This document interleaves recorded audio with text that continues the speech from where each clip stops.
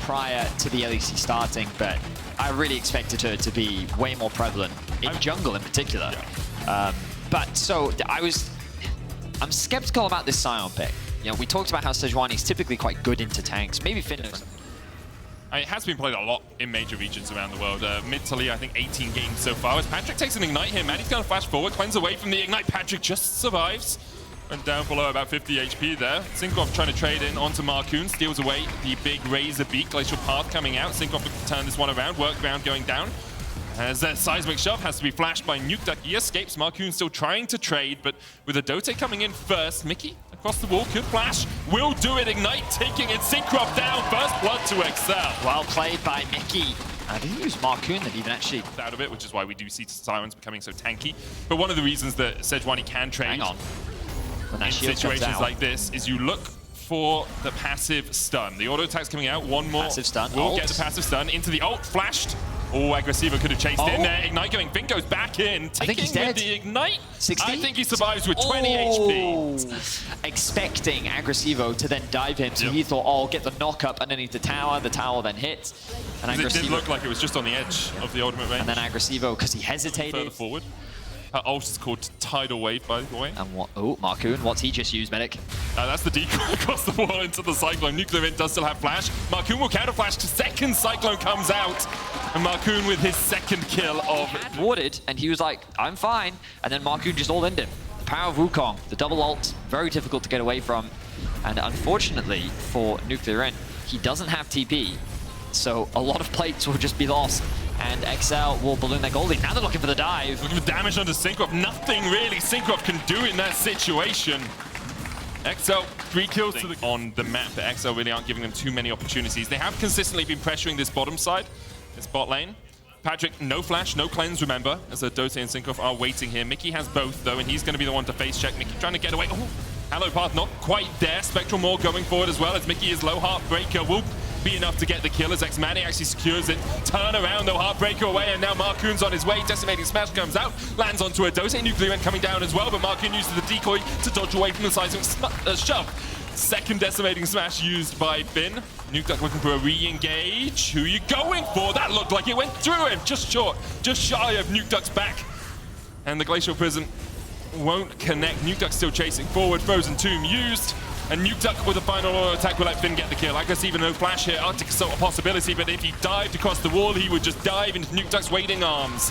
xL 6-1 up in this match. Absolute decimation comes out from xL as they wipe 4 members off the board and a mid lane tower. Everything going in the favor of xL here in this early game. And you can see BDS are just looking to force bot lane. They're like, we know Patrik doesn't have flash, he doesn't have cleanse, let's look for plays, and xL react to it. They use the mid lane. Important to remember that BDS, I do think, have scaling options. The question is, can they get there? Markoon going to use this Herald to continue pushing the game forward. I imagine it's going to be dropped top lane. Question is, can he get out of there? He's caught with the permafrost. Agresivoo does have ult as well. Markoon caught in the ult now. Spectral Maw, possibility, but on the backline, Maddie's just cold. Patrik takes him down. xL able to pinch the movement in. Tidal Wave coming out as well. Should be called the Tsunami, I'll admit. But the Agroprism following up. It looks like BDS are just going to retreat. And another quick pick comes out from xL. And it's kind of in the story of their early game. They haven't really had to do a lot. They've just waited for BDS to make a play, and they've reacted and have consistently come out on top. They're looking for something else here. Mikyx doesn't have flash. Flash away by Erdote. Markoon trying to get into the back lane. There's the Cyclone. NuclearInt will flash across the wall. Decoy just short. The re-engage with the Heartbreaker. Cinkrof looking for the damage, but you can't get onto Markoon, who already has a Hex Drinker. Patrik stunned, cleanses away. Nukeduck's going to get one in the back of the fray, and xL now with the Rift Herald can look to push in this top lane. True Shot Barrage. It's not enough, guys. It's not enough. Markoon way too healthy for that. The tower dropped as well. xL basically just getting everything across the map. And although BDS are still looking for plays, it really feels like xL have them playing to the beat of their drum right now. Finn coming in, Agresivoo, no flash on him, no Arctic Assault, and the axe will fell him. Timber for Sejuani. She falls for the second time this game. Nukeduck's going to take the last remaining tier 1. Rift Herald put down in the bottom side as Markoon's going to press forward here. And every single lane is pushing in xL's favor. Yeah, it's a one-sided stomp here from xL.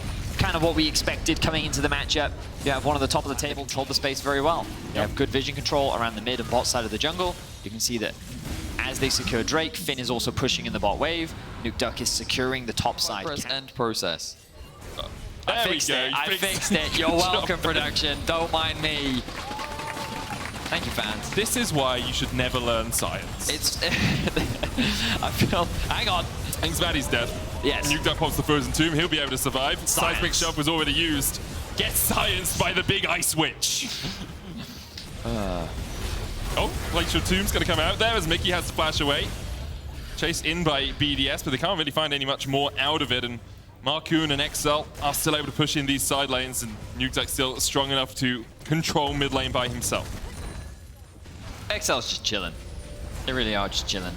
Because they have a Lissandra? Yeah, that was the pun. I was hoping you'd notice, but then you brought attention to it, and you basically explained the joke. Yeah. You see what I'm saying here? Isn't comedy better when you have to explain it? Cyclone goes in, NuclearInt's going to get good seismic shove there. Counter engage though. Nukeduck forward.